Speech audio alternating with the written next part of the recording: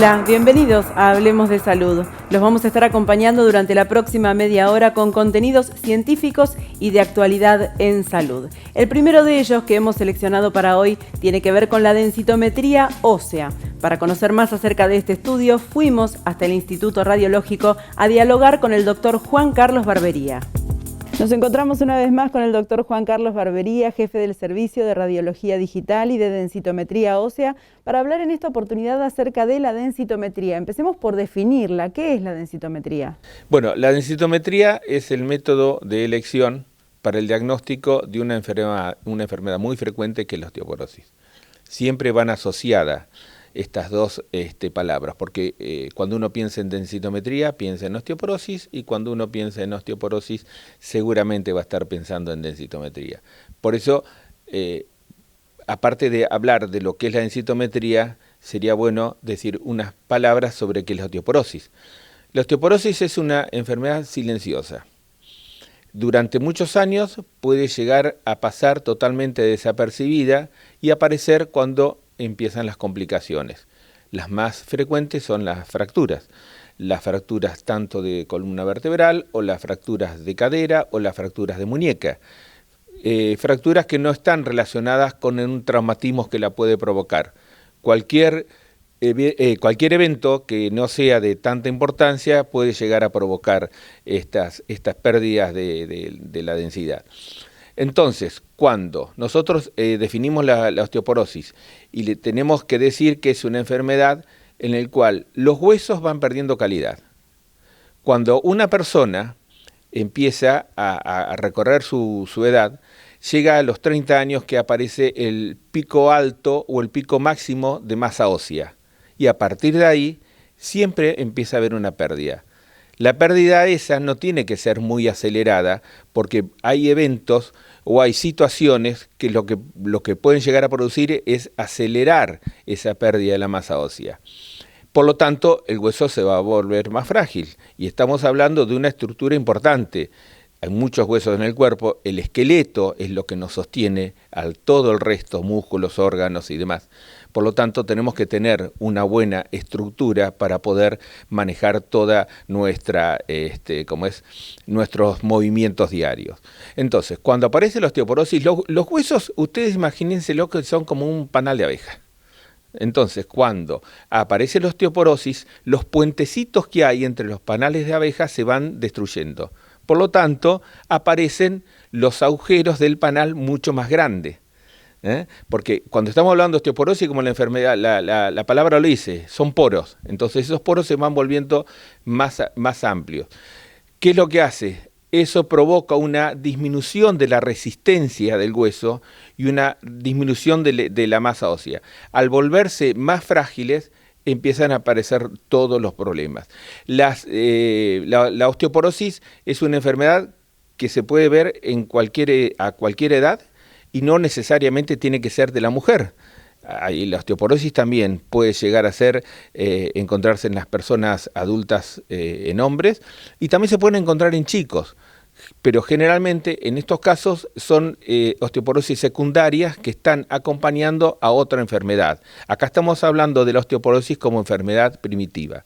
Entonces, cuando nosotros tenemos la sospecha de una osteoporosis, lo que tenemos que hacer es realizar una densitometría ósea. ¿Y quiénes son las personas que deberían hacerse esta densitometría entonces? Bueno, enganchando un poco con lo que venía diciendo recién, en el 90% y más de los casos son las mujeres.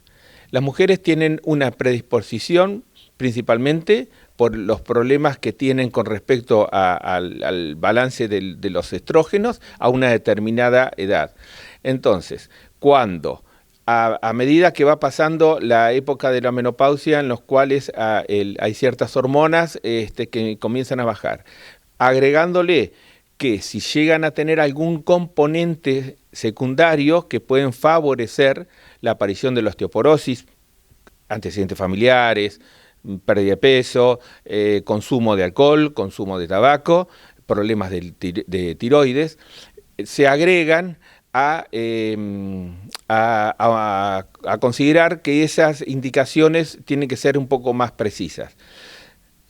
antes de la edad de los 55 años. Cuando nosotros tenemos las mujeres de la menopausia o de la perimenopausia o posmenopausia, entonces a esas mujeres tenemos que hacerle siempre una densitometría. La densitometría ósea se puede empezar a hacer en los controles anuales, juntamente cuando se hace la mamografía o se hacen las ecografías ginecológicas.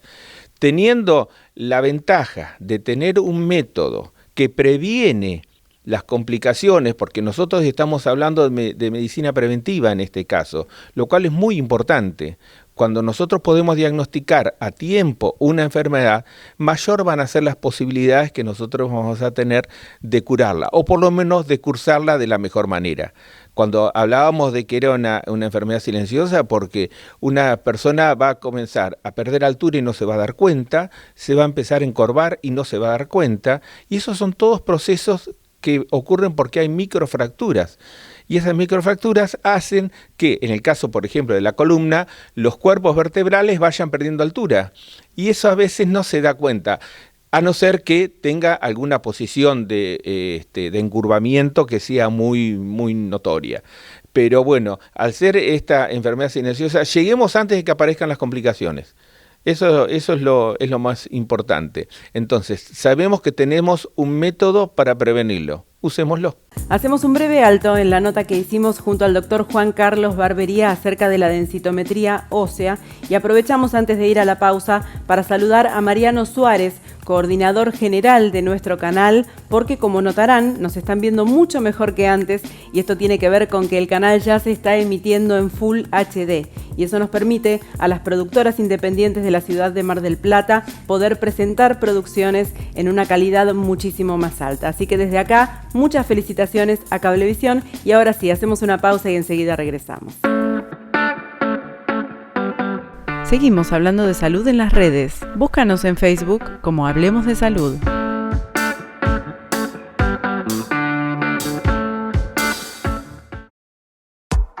Instituto Radiológico. Cumplimos 50 años brindando medicina de excelencia y creciendo en tecnología con equipos de última generación únicos en Mar del Plata y zona de influencia.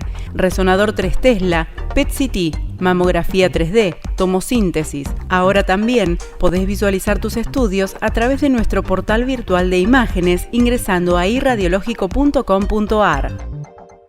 Unidad de Cardiología Clínica, Doppler Color, Ecoestrés, Holter, Rehabilitación del Cardiópata, Ergometría Digital, TIL Test, Mapa, Prequirúrgicos a Demanda, Cardiología Infantil, 491-0024. En 1971, un equipo de profesionales de la salud hizo realidad el sueño de crear una institución médica de excelencia y de vanguardia, donde cada paciente fuera lo más importante. Hoy, 50 años después, hemos crecido en equipo humano, infraestructura, equipamiento y servicios, siempre centrados en brindar la mejor atención a la comunidad. Porque hoy como ayer y como mañana, todo, absolutamente todo lo que hacemos, lo hacemos para cuidarte. HPC, desde hace 50 años, hecho para cuidarte. Las enfermedades alérgicas están entre las 6 patologías más frecuentes según la Organización Mundial de la Salud. Y hablamos de alergias porque cada 8 de julio se conmemora el Día Mundial de la Alergia. Acerca de este tema nos habla a continuación el doctor Claudio Fantini. Bueno, y en este 8 de julio estamos conmemorando el Día Mundial de la Alergia. Y esto tiene una connotación especial porque a lo que apunta es a llamar la atención a una patología o a un grupo de patologías que la Organización Mundial de la Salud denomina como la epidemia del siglo XXI. Hoy tenemos entre un 24 o 25% de habitantes de nuestro mundo que son alérgicos. Y en la progresión que se está estimando, se piensa que en 20 o 25 años casi la mitad de la población va a tener alergias. Y cuando hablamos de alergia, ¿de qué estamos hablando? Estamos hablando de reacciones inflamatorias indebidas, de reacciones que el organismo no debe tener frente a elementos que normalmente en individuos que no están predispuestos a padecer esta patología no tendrían. Por ejemplo, si bien es una enfermedad que toma todo el organismo, puede centrarse en distintos lugares y entonces hablamos de rinitis alérgica cuando tenemos congestión, cuando tenemos secreción mucosa, picazón de nariz, conjuntivitis alérgica, que muchas veces va de la mano con la rinitis y los síntomas rinosinusales, y a veces esto se confunde con enfermedades infecciosas. En estos momentos que estamos pasando la pandemia del COVID, mucha gente consulta pensando que tiene síntomas de COVID y en realidad es solamente una exacerbación de su cuadro alérgico. También el asma es alérgico en su altísimo porcentaje en la gente joven. Las enfermedades en la piel, como las urticarias o los eczemas, todas esas son manifestaciones clínicas de una enfermedad de base que es la alergia. Hay que tener mucho cuidado con el tema medicamentos. Somos muy proclives a medicarnos, a automedicarnos, y la realidad es que cuando los medicamentos producen cuadros alérgicos pueden ser muy graves y no es necesario exponerse en gran cantidad de ocasiones a la utilización indebida, tanto por parte del paciente como automedicación, o a veces nosotros mismos como profesionales nos equivocamos y damos medicaciones en exceso. Todos estos elementos nos llevan a tener en cuenta esto que son las alergias. Y un punto que está de moda actualmente con las alergias a las vacunas del COVID y que apareció en muchos lugares es la anafilaxia. La anafilaxia es el cuadro más grave de las alergias. Las alergias que toman todo el cuerpo, es decir, toma todo el organismo. Entonces se produce un problema cardiorrespiratorio porque hay broncoespasmo, baja la presión, puede llegarse a un shock, hay edema en la cara, edema de vía aérea.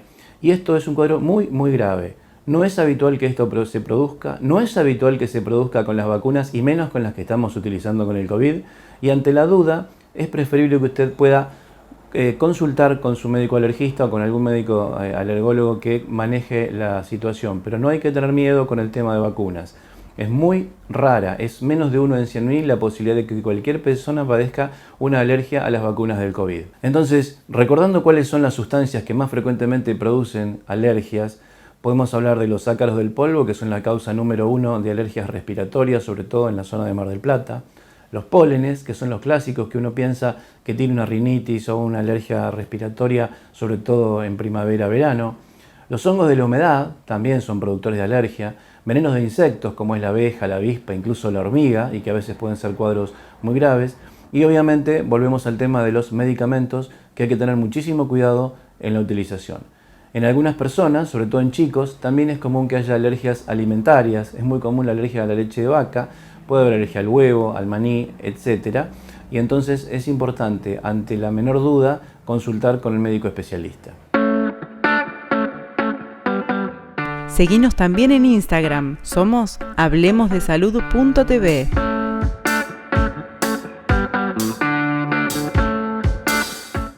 Gracias a vos crecimos. Nueva central única de turnos 0810-122-2588. Ahora es más rápido y más fácil. Comunícate con nosotros a nuestras líneas rotativas y gestiona tu turno de forma rápida y fácil. También podés sacar turno las 24 horas del día, los 7 días de la semana, descargando nuestra app Clínica 25 de Mayo, disponible en Play Store y App Store, o en nuestra página web www.clinica25demayo.com.ar. Sacar turnos en la Clínica 25 de Mayo es más rápido y más fácil.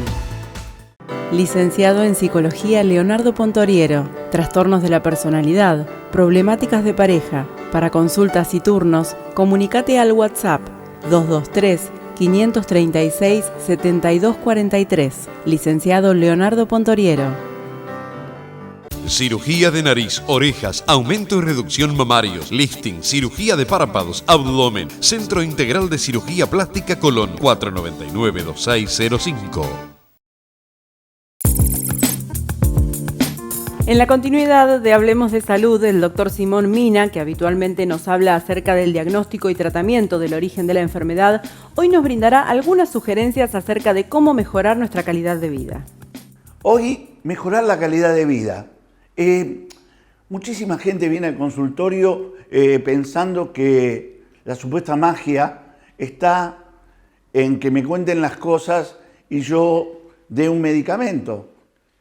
De hecho, algunos ya vienen con sus patologías y bueno, a ver qué medicamento tiene usted para hacer. Pero hay un montón de elementos que influyen en cada uno de nosotros. ¿Cómo mejorar nuestra calidad de vida? Y hay puntos fundamentales, puntos que creemos que sabemos, pero la verdad es que tenemos que recibir mucha información. Una, fundamental, la calidad de sueño. Es muy, muy importante tener conciencia de cómo dormimos. Y aclaro que dormir no significa tomar una pastilla para descansar. Esto es fundamental. La calidad del sueño va a tener que ver fundamentalmente con un sueño natural. ¿Cuántas veces nos levantamos? ¿Cómo nos levantamos a la mañana? Es fundamental observar y es necesario intervenir en esa calidad de sueño. ¿Por qué? Porque va a venir el otro ítem. Dime cómo duermes, te diré cómo estarás en el día. La calidad de energía, la capacidad de poder hacer de nuestra vida todo lo que queremos hacer en ella. La gente dice, me levanto ya a la mañana con muy pocas energías. Y ahí viene un tercer elemento.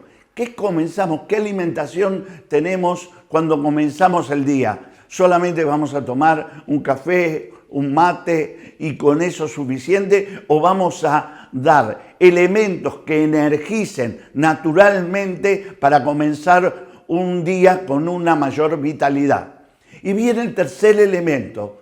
En esto que muchas veces no llegamos a entender, nuestros pensamientos, nuestras emociones, pero si estuvimos durmiendo, en el movimiento del sueño también hay una actividad neuronal y el sistema nervioso está hiperactivo. Soñamos, tenemos pesadillas. Es fundamental tomarnos 5 minutos, 10 minutos para cerrar los ojos y respirar. A esto le vamos a llamar, como ustedes quieran, relajación, respiración, meditación. No importan los rótulos, lo importa que el hábito se concrete y lo hagamos permanentemente. Un hábito que lo hacemos, no doctor, yo voy una vez por semana a este lugar. Lamentablemente no alcanzan en estos tiempos donde nuestro nivel de ansiedad, de estrés es muy, muy grande. Lo saben todos, nos damos cuenta de todos.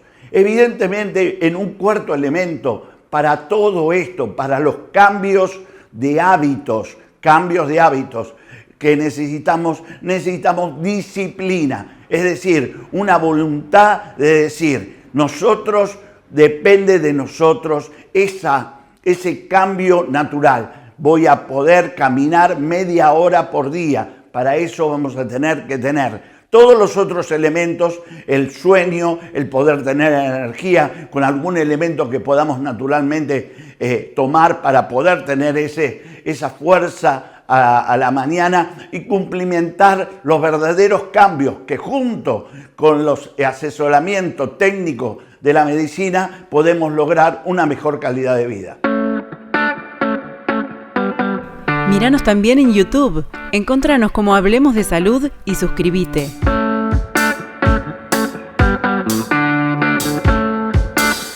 Doctor Simón Mina. Diagnóstico y tratamiento del origen de la enfermedad. Tratamiento psicobiológico. Consultas online y presenciales. 223-635-5032. 223-621-3022. En Capital, 011-430-79-609. Consulte a su oftalmólogo y recupere la visión con un solo anteojo. Siviero Óptica. Con los anteojos polarizados, logre con su corrección una visión sin reflejos. Siviero Óptica. Jacinto Peralta Ramos 789. En Tandil, Hotel Francia, testigo de 100 años de historia de una ciudad increíble. Avenida Colón 1580, 0249-442-3240. elhotelfrancia.com.ar. Neumax es Bosch Car Service. Diagnóstico computarizado del automóvil. Neumax, servicios y neumáticos de Daniel Micheli. Avenida Libertad 5641. Continuamos hablando de salud, más precisamente sobre la densitometría ósea. Los invito ahora a compartir la parte final de la nota que hicimos junto al doctor Juan Carlos Barbería, en la cual nos brinda precisiones acerca de las ventajas que tiene este estudio. La densitometría tiene varias ventajas. Una de ellas es que no precisa ningún tipo de preparación. No tiene que tener ningún ayuno, no tiene que tomar nada antes de realizarse el estudio. Es no invasiva, por lo tanto, no se le va a colocar nada. Simplemente la persona va a estar acostada y va a haber un brazo por encima que va pasando como haciendo un scan, que lo que está realizando es un scan, es un barrido, que lo que produce es que al tomar las imágenes que van pasando sobre la región a estudiar, eso después se va a ver reflejado y eso mismo se va a ir analizando a través de un software especial. La duración del estudio es de muy poco tiempo, son minutos nada más. La paciente va a estar cómodamente acostada. Son 2 regiones las que siempre se utilizan, que son la densitometría de la columna y la densitometría de la cadera. Se estudian 2 tipos de huesos que son, yendo con algún término más médico, el hueso cortical y medular, predominantemente en algunas de los 2 lados, y son las 2 regiones que siempre traen como complicación lo que estábamos hablando antes de las posibilidades de algún daño o alguna microfractura. Si hay algún elemento, por ejemplo, metálico, por un paciente que tiene un injerto de la columna vertebral o que tiene una cadera con una prótesis de cadera, bueno, se hacen estudios especiales, se puede estudiar el hueso como está alrededor de la prótesis y si no se puede estudiar la columna en general, se puede llegar a estudiar algunas de las otras partes del cuerpo, inclusive una de las que tiene más posibilidades también de tener complicaciones, que es muy frecuente en las mujeres, que son las famosas fracturas de muñeca, entonces se hacen los estudios sobre el antebrazo. Así que bueno, el estudio es muy simple, es muy sencillo. Simplemente al principio se toman algunos datos en relación al paciente, principalmente con tres datos que por ahí a las mujeres le pueden llegar a molestar un poco porque tenemos que preguntarle la edad, cuánto pesa y cuánto mide. Entonces, esos son los 3 únicos elementos que tenemos que ingresarlos. Son necesarios porque eso se ingresa a un software, porque el software lo que hace es un estudio comparativo con los elementos que nosotros le estamos poniendo y con los que tiene ingresados para compararlo en relación a personas de su misma edad o a personas jóvenes. Habló de comparar. Si nosotros pudiéramos comparar la densitometría con otros métodos que tienen esta misma finalidad, ¿cuáles serían sus ventajas? Yo le diría que es el único, pero no puedo decir que es el único. Hay otros métodos, pero lo bueno que tiene densitometría es que sirve como screening. ¿Qué significa eso? Que nosotros podemos estudiar a todos los pacientes en búsqueda de esa patología. Da un diagnóstico precoz. Como hablamos anteriormente, hablar de diagnóstico precoz, hablar de un diagnóstico temprano no es poco en una enfermedad que después puede llegar a tener complicaciones muy importantes. Va a monitorear la terapéutica. ¿Qué significa eso? Que cuando nosotros estamos en un paciente que tiene una osteoporosis, empezamos a hacer un tratamiento. Y podemos medirlo después de un determinado tiempo para ver si el tratamiento que se le está haciendo es el correcto. Entonces, si está recuperando hueso, si hay una estabilidad, si está perdiendo más masa ósea de la que nosotros dijimos. Porque el hueso, como uno se lo imagina, decir, no es como cualquier tejido. El hueso se reconstruye en forma permanente. Hay una evolución del propio tejido interno del hueso que hace que permanentemente se esté formando. Entonces nosotros a una determinada edad lo tenemos que ayudar para que ese hueso no se descomponga tanto y se mejore más. Entonces nosotros monitoreamos la terapéutica, que es más que importante, y podemos predecir qué puede llegar a pasar. Porque partimos de una normalidad. Un hueso normal, cuando nosotros hacemos una densitometría, nos va a dar un determinado valor. Entonces, a partir de ahí empieza a bajar. Lo más grave que podemos llegar a nosotros tener, o lo más importante, es una osteoporosis.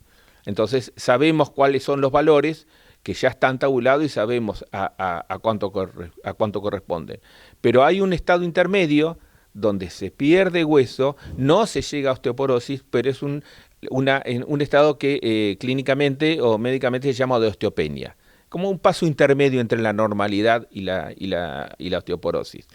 Esto ocurre, como ya decíamos, principalmente en las mujeres, pero tenemos posibilidad de hacer este estudio también en los adultos hombres, y tenemos la posibilidad también de hacerlo en los chicos cuando hay algún tipo de problema.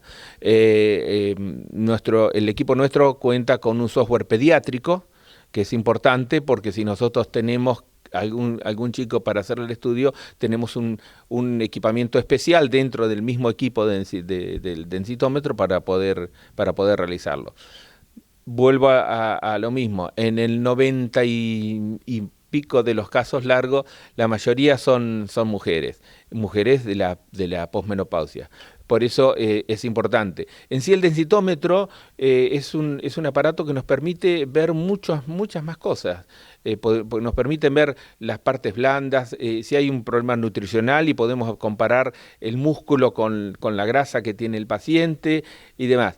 Tiene otras utilidades, pero la mayor parte de las densitometrías se usan para el diagnóstico y el seguimiento de la osteoporosis, que es una enfermedad que se tiene que considerar mucho más importante de lo que se merece. En este sentido, hay países más evolucionados en cuanto a los recursos. Los americanos son precursores también de este sistema, invierten mucho en la medicina preventiva, en la salud. Entonces permite que los pacientes tengan este tipo de prácticas, de poder realizarla en el momento que verdaderamente tienen que empezar. A veces se llega tarde y cuando tenemos instalado ya la enfermedad, para empezar a recuperar ya es más difícil. Pero bueno, acá tenemos el método, entonces, como le decía, vamos a usarlo. Es uno de los métodos en los cuales uno se puede hacer el estudio con muy baja radiación, que es otra de las ventajas que tienen, si bien emite radiaciones ionizantes, unas radiaciones que atravesaran el organismo con unos detectores, después nos va a mostrar la imagen que nosotros queremos obtener. Pero la radiación que se obtiene, la radiación que se usa para una densitometría ósea es menor que la que se usa para hacer una radiografía de tórax. Mencionó radiaciones y eso me lleva directamente a pensar en si tiene algún tipo de contraindicación este estudio. Una sola. ¿Cuál? El embarazo. El embarazo.